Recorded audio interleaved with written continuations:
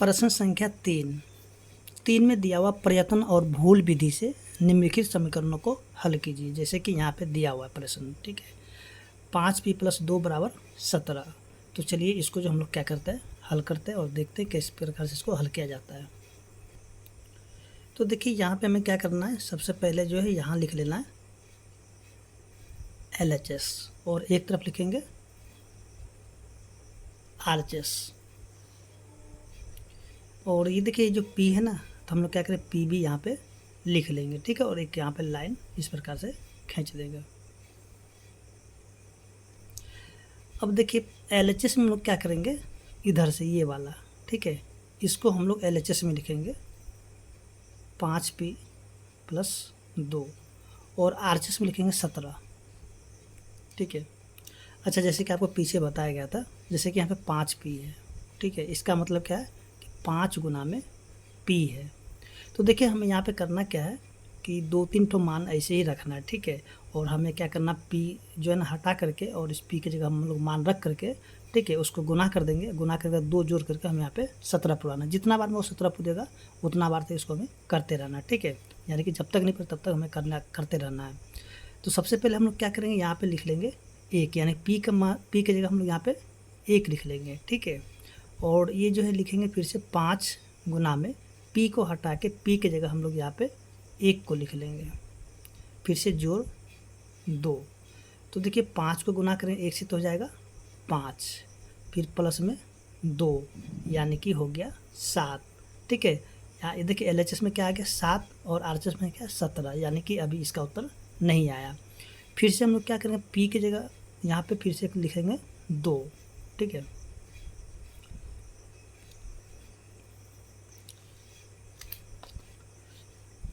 और यहाँ से फिर से क्या करेंगे, लिखे 5 गुना में, ठीक है, ये जो p है यहाँ पे जो लिखे हुए p, ये जो p है ना, इस p को हटा करके फिर से यहाँ पे लिखेंगे 2, ये वाला 2 यहाँ पे लिख देंगे, फिर से जोड़, देखिए ये वाला 2 है तो इसको 2 यहाँ पे लिखेंगे, तो 5 दूनी 10 और जोड़ 2, तो 10 2 क्या हो गया 12, ठीक है, अभी भी ये 17 नहीं पूरा रहा। इसके बाद फिर से हम लोग क्या करेंगे कि अब आगे जो संख्या है उसको हम लोग 3 लिखेंगे, ठीक है, यहाँ से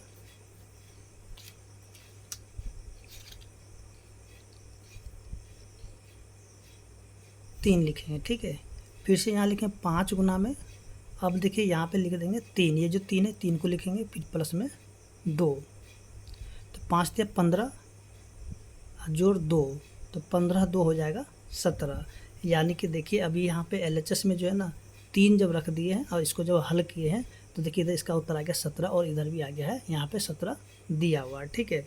तो हम लोग यहाँ पे क्या कर, देखिए जैसे यहाँ पे आ गया, यहाँ पे 7 आया तो यहाँ पे लिखेंगे नहीं, ठीक है, यहाँ पे कर देंगे नहीं, और यहाँ पे मिल गया तो हो जाएगा हाँ, ठीक है। तो हम लोग यहाँ पे क्या लिखेंगे इसलिए, ठीक है, अब यहाँ पे p बराबर क्या हो जाएगा, हम जो यहाँ पे 3 रखे थे, ठीक है ना, 3 रखे तभी जाकर के इसको हल करने के बाद 17 आ गया, तो यहाँ पे p का मान क्या हो जाएगा 3 हो जाएगा। इसके बाद जो प्रश्न संख्या 2 है, देखिए 2 में जो दिया हुआ है 3m-14 = 4। तो देखिए इसको भी हम लोग उसी प्रकार से हल करेंगे जैसे कि अभी हमने प्रश्न संख्या 1 को किए हैं। सबसे पहले देखिए यहाँ पे m दिया हुआ था, m यहाँ पे कर लेते हैं, ठीक है, इसके बाद हो जाएगा LHS और एक तरफ लिखेंगे RHS। तो देखिए यहाँ जो है ना, ऐसे प्रश्न को हल करने के लिए सबसे पहले आपको जो है ना यहाँ पे देख लेना है कि इसमें आप क्या ऐसा रख दे, ठीक है, जो कि इसको जब हम लोग गुना भाग करके या जो भी करके हम लोग देखें तो इसका उत्तर आना चाहिए 4।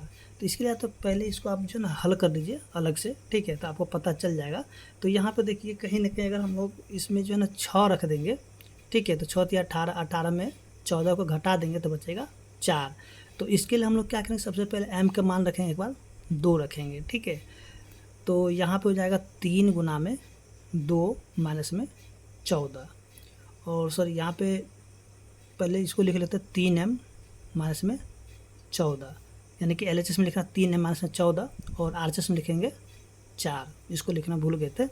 देखिए 3 दूनी 6 माइनस में 14, इसको घटाएंगे तो क्या हो जाएगा माइनस में 8, यानी कि यहाँ पे 4 है और इधर आ गया उत्तर -8, तो यहाँ पे लिखेंगे नहीं, यानी कि इसका उत्तर नहीं मिला, तो इसलिए नहीं लिखेंगे। फिर से देखिए आगे, अब यहाँ पे 2 के बाद हम लोग लिखेंगे 4, तो 3 गुना में 4 घटाव में 14, तो 4 तिया 12 घटाव में 14, तो इसको घटाएं तो बचेगा माइनस में 2। तो देखिए ये -2 है और इधर उत्तर कितना है 4 है, यानी कि नहीं मिला है, तो यहाँ पे लिखेंगे नहीं। फिर से जो है अगला जो संख्या हम लोग लिखेंगे 6 लिखेंगे, ठीक है। तो देखिए यहाँ से 3 गुना में 6 माइनस में 14, तो 6 तिया 18 घटाव में 14, इसको जब घटाएंगे तो क्या बचेगा 4 बचेगा। तो देखिए यहाँ पे 4 मिल चुका है, यानी कि LHS में 4 आया और RHS में भी 4 दिया हुआ है, ठीक है। तो यहाँ पे लिखेंगे हाँ, यानी कि मिल चुका है, तो इसलिए हाँ हो गया। तो यहाँ जो भी लिखेंगे इसलिए, यानी कि इधर M था तो M बराबर क्या हो जाएगा, ये जो 4 है तो इस 4 को हम लोग यहाँ पे, सॉरी 4 नहीं, ये 6 को लिखेंगे, क्योंकि 6 रखने पे इसका उत्तर मिल चुका था, ठीक है। तो देखिए यहाँ पे जो है अगला प्रश्न दिया हुआ, प्रश्न संख्या 4, ये जो यहाँ पे कथन दिया हुआ, ठीक है, ये जो कथन दिया हुआ, तो इसका हमें क्या करना, समीकरण का रूप देना है, ठीक है। इसको हल नहीं करना, लेकिन समीकरण का रूप इसको देना है, यानी कि समीकरण कैसे बनेगा वो लिख करके छोड़ देना है, ठीक है। तो देखिए यहाँ जो दिया हुआ प्रश्न संख्या 1 में संख्याओं x और 4 का योग कितना है, 9 है, ठीक है। तो देखिए यहाँ जो है इसको हम लोग कैसे लिखेंगे उसको देखना है। तो ये है प्रश्न संख्या 4 और 4 का है 1 नंबर। तो 4 का 1 में दिया हुआ संख्याओं x का योग, ठीक है, यानी कि कोई संख्या x है जो कि दिया हुआ है, ठीक है। और इसमें जो कहता है 4, इसमें जब जोड़ दिया गया है तो इन दोनों का योग कितना है, 9 है, यानी कि जैसे जैसे आपको यहाँ पे कहा जाएगा वैसे वैसे आपको लिख देना, यानी कि संख्याओं x और 4 का योग कितना है, 9 है। तो देखिए संख्या जो है x है और 4, ठीक है, इन दोनों को जोड़ करके इसका योग कितना हो गया, 9 हो गया। तो आपको क्या करना, इसको हल नहीं करना है, ठीक है, आपको जो है इसका उत्तर यहीं पे ही छोड़ देना है, क्योंकि यहाँ पे सिर्फ बोला समीकरण का ही रूप देना है, ठीक है। अगर हल करने के लिए बोलता तो इसको जा करके हम लोग x का मान निकाल लेते हैं। प्रश्न संख्या 2 में दिया हुआ है y में से 2 घटाने पर 8 प्राप्त होते हैं। देखिए यहाँ पे करना कुछ है नहीं, ठीक है, जैसे जैसे बोला जाएगा वैसे वैसे आपको इसको लिख देना है, ठीक है। तो देखिए यहाँ पे दिया y में से, यानी कि प्रश्न संख्या है 2, देखिए दिया हुआ क्या है, y में से, यानी कि y में से कितना घटाना है, 7, ठीक है। तो क्या प्राप्त हो जाता है, देखिए y में से 7, सॉरी y में से 2 घटाने पे, यानी कि यहाँ पे 2 हो जाएगा। y में से जब 2 को घटा देंगे तो क्या मिलता है, 8 मिलता है, ठीक है, यानी कि आपको यहाँ पे लिखना y माइनस में 2 बराबर 8 लिख देना है। इसके बाद जो प्रश्न संख्या 3 दिया हुआ है कि a का 10 गुना, ठीक है, बराबर कितना होता है, 70। तो a का 10 गुना, यानी कि a को जो है 10 से गुना करें, यानी कि 10 गुना में नहीं कि 10a बराबर कितना हो जाएगा, 70, ठीक है, यानी कि a का 10 गुना यानी कि 10a बराबर 70 हो जाएगा। इसके बाद जब प्रश्न संख्या 4 दिया हुआ है, संख्या b को 5 से भाग देने पर 6 प्राप्त होता है, यानी कि कोई संख्या है, जैसे कि संख्या दिया हुआ b, ठीक है, इसमें जो भाग दिया जाता है किससे, 5 से, तो हमें क्या प्राप्त होता है, 6 प्राप्त होता है, ठीक है। यानी कि भाग, यानी कि हम लोग बट्टा में देंगे, यानी इसको हम लोग ऐसे भी लिख सकते हैं b भाग में 5 बराबर में 6, लेकिन आप ऐसे ही लिखे b बट्टा में 5 बराबर 6, ठीक है। इसके प्रश्न संख्या जो 5 है दिया हुआ, t का 3/4 कितना है, 15 है, यानी कि t का 3/4, यानी कि हम लोग यहाँ पे लिख सकते हैं 1 बटा में 3t, ठीक है,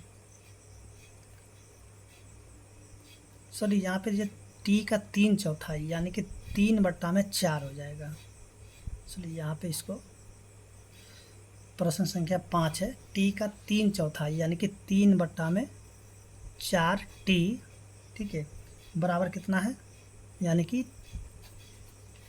प्रश्न संख्या है 5, टी का 3/4 15, यानी कि 3/4 टी बराबर 15।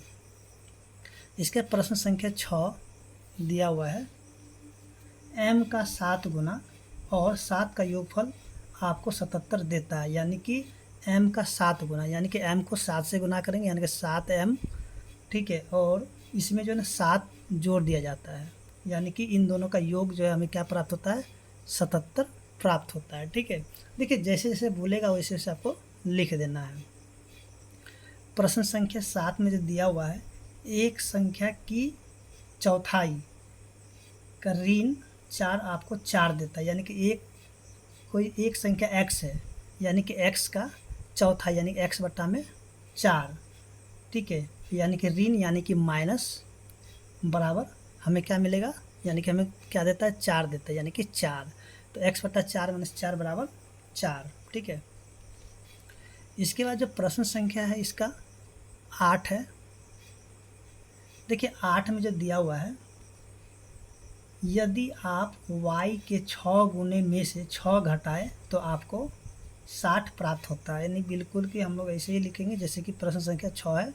ठीक है, यानी कि यदि आप y की 6 गुने में से, यानी कि y का 6 गुना यानी कि 6y में से हम लोग क्या करेंगे, 6 घटा देंगे तो हमें क्या मिलेगा, 60 मिलेगा। ठीक है, इसके बाद जो है प्रश्न संख्या 9 दिया हुआ है, यदि आप z के 1/3 में 3 जोड़े तो आपको 30 प्राप्त होता है।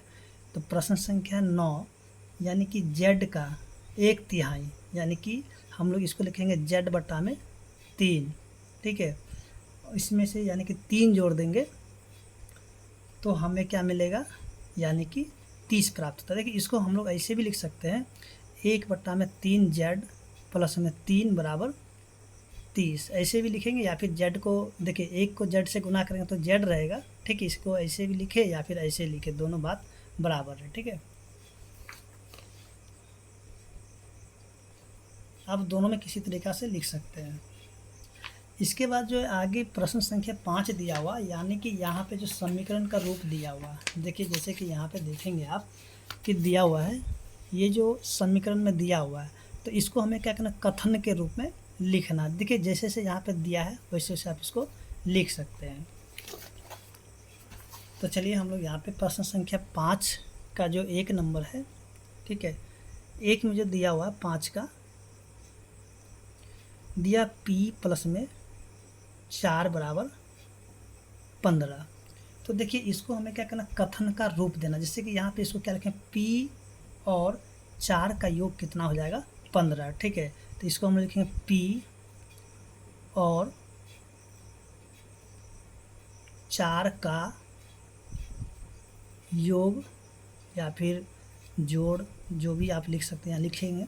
ठीक है, p और 4 का योग कितना प्राप्त होता है, यानी कि 15 है। ठीक है, ऐसे करके हम लोग इसको लिखना है। ठीक है, यानी कि भाषा के रूप में इसको लिखते जाना है। इसके बाद जो है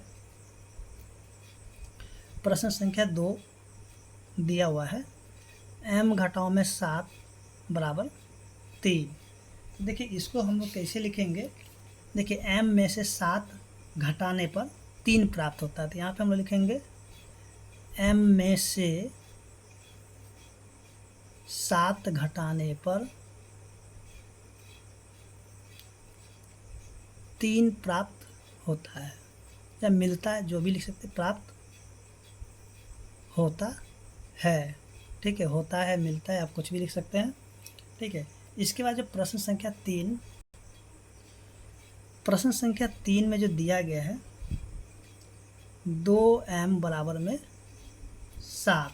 ठीक है, तो इसमें हम लोग लिखेंगे एक संख्या या किसी संख्या, लिखिए चलिए यहाँ पे लिखेंगे एक संख्या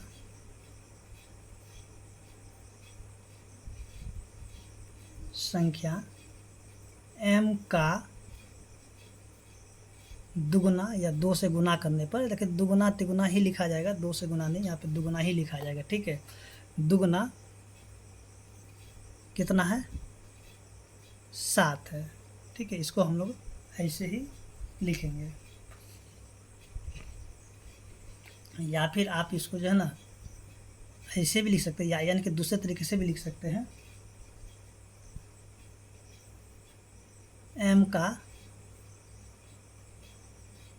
दुगुना 7 है, यानी कि दोनों तरीके से कोई एक तरीका ही लिखना है। इसके जो प्रश्न संख्या 4 दिया हुआ है, देखिए 4 में दिया हुआ m बटा में 5 बराबर 3। अब यहाँ पे हम लोग क्या लिख सकते हैं, किसी संख्या यानी एक संख्या m में 5 से भाग देने पर 3 प्राप्त होता है, ठीक है। ऐसे हम लोग इसको लिख सकते हैं, एक संख्या m में 5 से भाग करने पर 5 से भाग करने पर 3 प्राप्त होता है या मिलता है, ठीक है। ऐसे हम लोग इसको लिख देंगे, या फिर इसको हम लोग जो है दूसरे तरीके से भी लिख सकते हैं।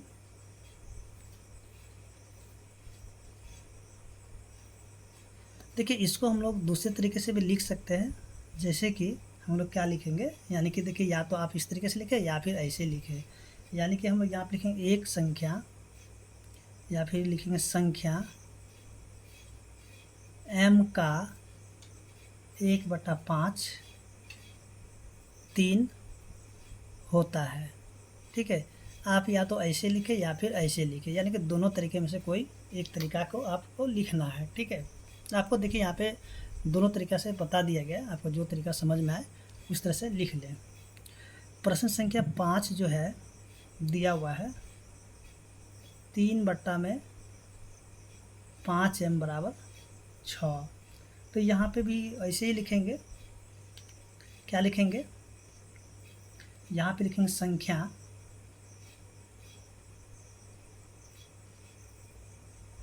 m का 3/5 6 होता है,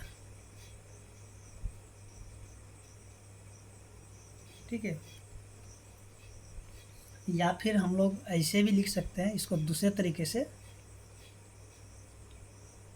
m के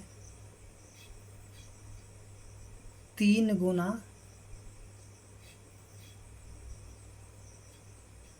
को 5 से भाग करने पर 6 प्राप्त होता है। तो देखिए आपको जो है ना यहाँ पे दो तरीका बता दिएगा, ठीक है। दोनों तरीका में जो भी आपको समझ में आ रहा है उस तरीका से ही बनाइए, ठीक है। ये क्या है कि जैसे से दिया हो वैसे से आप इसको लिख सकते हैं, ठीक है। इसके प्रश्न संख्या 6 जो दिया हुआ है, 6 में दिया हुआ 3p + 4 बराबर 25। अब यहाँ पे लिखेंगे, क्या लिखेंगे, इसको लिखेंगे संख्या p में 3 से गुना करने पर, अभी सॉरी यहाँ पे 3 से गुना नहीं, यहाँ पे तिगुना कर देंगे, ठीक है। संख्या p के 3 गुना नहीं करना है, क्योंकि यहाँ पे 3 गुना तिगुना, इसको लिखेंगे 3 गुना लिखेंगे, ठीक है। यहाँ पे 3 गुने का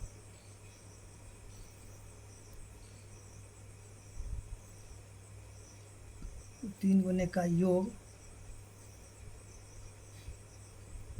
3 गुने का सॉरी यहाँ पे 3 गुने का 4 से योग 25 है, ठीक है। या फिर इसको हम लोग जो है दूसरे तरीके से भी लिख सकते हैं। देखिए दूसरा तरीका हम लोग क्या लिखेंगे, p के 3 गुने से, p के 3 गुने में 4 जोड़ने पर 25 प्राप्त होता है। ठीक है, तो ऐसे हम लोग इसको लिख सकते हैं। प्रश्न संख्या होगा 7, 4p घटाओ 2 बराबर 18। देखिए इसको लिखने का जो तरीका है, संख्या p के 4 गुने में से 2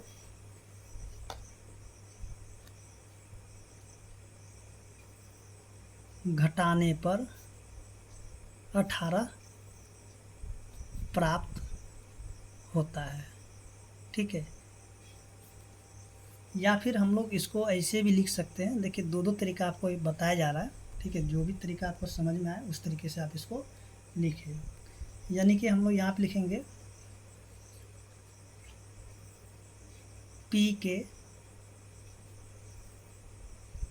4 गुने में से 2 घटाने पर 18 प्राप्त होता है। यानी कि दोनों तो सही सेम है। ठीक है, आप ऐसे ही इसको लिख सकते हैं, जो भी तरीका आपको समझ में आ रहा है। अब देखिए प्रश्न संख्या जो कि इसका है 8, p/2 जोड़ 2 बराबर 8। अब देखिए यहाँ जो दिया हुआ है इसको हम लिखेंगे संख्या p के आधे में से 2 को, सॉरी यहाँ पे है 2, संख्या p के आधे में से न आधे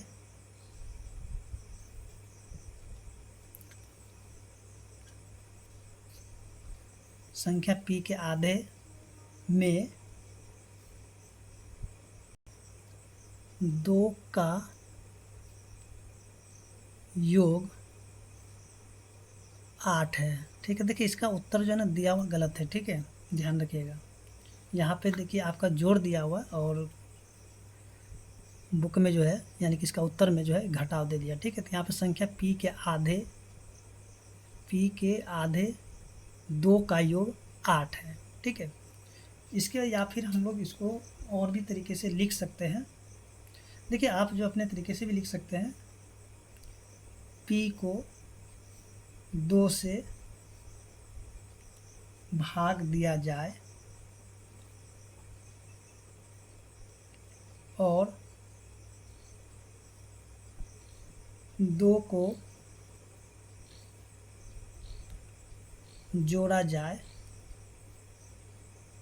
तो 8 प्राप्त होता है।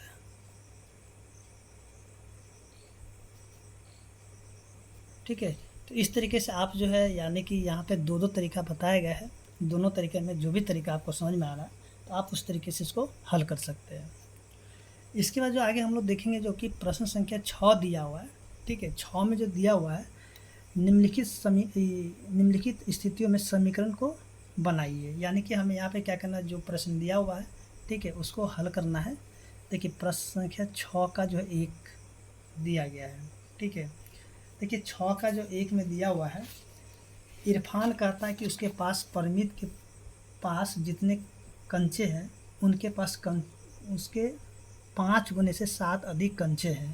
तो इरफान के पास अगर 37 कंचे हैं तो परमित के कंचों की संख्या क्या हो। मैंने कि यह बोला कि m मान लेने के लिए। ठीक है, मान लेते हैं क्या। अब यहाँ पे हम देखिए इसको हल करेंगे। माना कि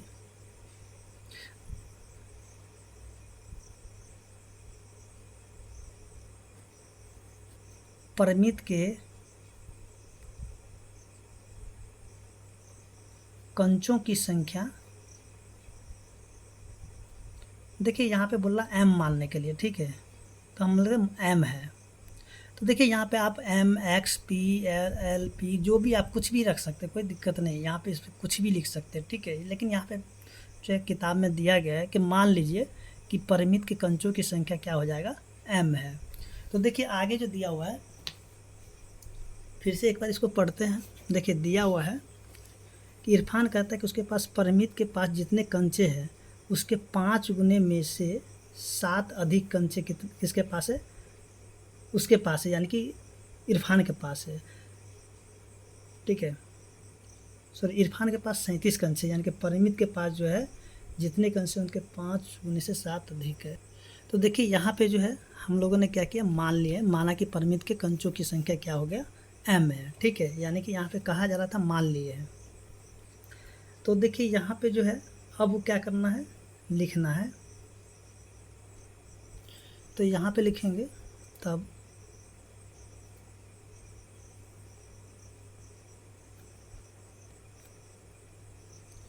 तब इरफान के पास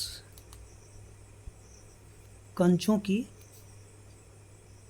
संख्या कितना हो जाएगा, यानी कि परिमित के परिमित के पास जितने कंचे हैं उसके 5 गुने, यानी कि परिमित का अगर एम है तो इसके पास कितना हो जाएगा, यानी कि 5 एम, और यानी कि 7 अधिक है, यानी कि 5 गुना से भी 7 अधिक है, तो यानी कि 5 एम प्लस में 7 होगा। इसका हम समीकरण बनाए तो कितना हो जाएगा, 5 एम प्लस में 7। देखिए ये हो गया आपका किसका, इरफान के पास, ठीक है। और इरफान के पास टोटल कितना है, 37 कंचे हैं, ठीक है। तो यानी कि 5 एम प्लस में 7 बराबर 37 हो गया।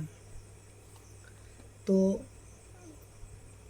इसको तो हल करना है नहीं, आपको क्या करना है, समीकरण का ही रूप दे करके इसको छोड़ देना है, यानी कि इसका उत्तर निकल चुका है, ठीक है। इसके जो प्रश्न संख्या 2 दिया हुआ है, देखिए 2 में दिया हुआ है लक्ष्मी के पिता की आयु 49 वर्ष है, उनकी आयु लड़की की आयु के 3 गुने से 4 अधिक है, ठीक है। तो चलिए यहाँ पे जो लक्ष्मी की आयु को कहा है तो वाई मान लेने के लिए, चलिए यहाँ पे लिखता है माना कि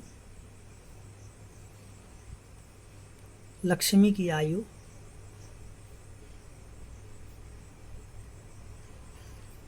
वाई वर्ष है, ठीक है। माना कि लक्ष्मी की आयु वाई वर्ष है, तब यहाँ पे लिखेंगे लक्ष्मी के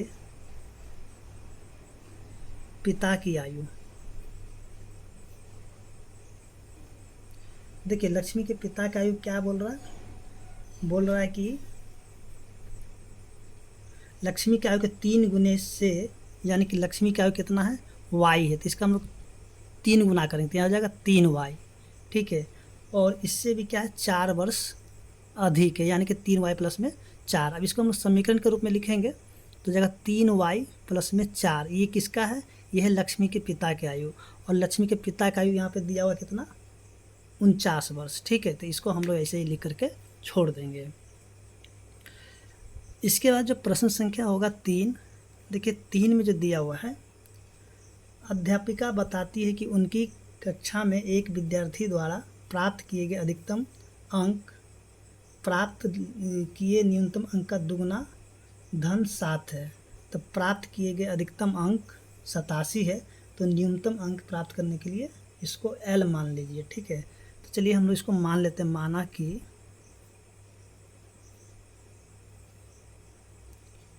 सॉरी यहाँ पे न्यूनतम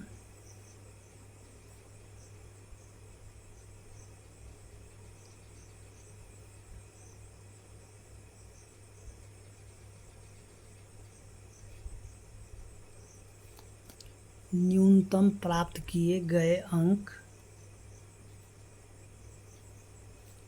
एल है, ठीक है, क्योंकि बोला है एल मान लेने के लिए।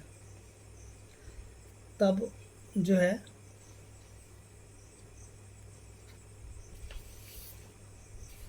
इसके बाद कहा जा रहा है, इसके जो कहा जा रहा है कि अधिकतम न्यूनतम अंक का दुगना धन से 7 अधिक है, ठीक है।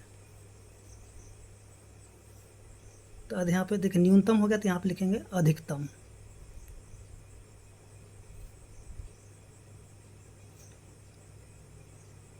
देखिए अधिकतम प्राप्त अंक क्या है, न्यूनतम अंक का दुगना, यानी कि न्यूनतम कितना एल है तो इसका दुगना करने क्या होगा 2L, ठीक है। और इससे भी क्या है, यानी कि 7 अधिक है, ठीक है। तो ये हो गया आपका अधिकतम, और यहाँ पे हम लोग समीकरण इसको बनाएंगे, कितना हो जाएगा 2L + 7 बराबर में 87, ठीक है। इसके बाद जो प्रश्न संख्या होगा 4, देखिए प्रश्न संख्या 4 में जो दिया हुआ है, एक समद्विबाहु त्रिभुज में शीर्ष कोण प्रत्येक आधार कोण का दुगना है, ठीक है, और प्रत्येक आधार कोण 20 डिग्री है। याद रखिए कि त्रिभुज के तीनों कोण का योग 180 डिग्री होता है। तो देखिए इसके लिए हम लोग क्या करेंगे, सबसे पहले जो दिया हुआ है, माना कि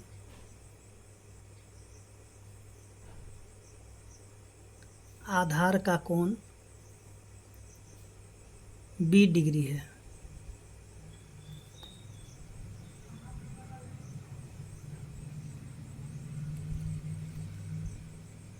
ठीक है। मान ले कि आधार का कोण क्या है 20 डिग्री है।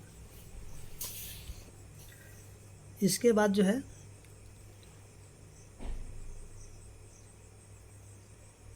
देखिए आधार का कोण क्या हो गया 20 डिग्री हो गया, तब शीर्ष का कोण क्या होगा, शीर्ष कोण जो हो जाएगा यानी कि इसका दुगना है, ठीक है, तो यानी कि 2B डिग्री है, ठीक है। तो इसलिए जो हम लोग यहाँ पे लिखेंगे B डिग्री प्लस में B डिग्री प्लस में 2B बराबर में कितना 180, ठीक है। तो यहाँ पे हम लोग क्या करेंगे, देखिए ये सभी एक जैसा है तो इसको हम लोग जोड़ देंगे तो जाएगा 4B बराबर 180 डिग्री, ठीक है। तो इस तरह से हम लोग इसको हल कर सकते हैं।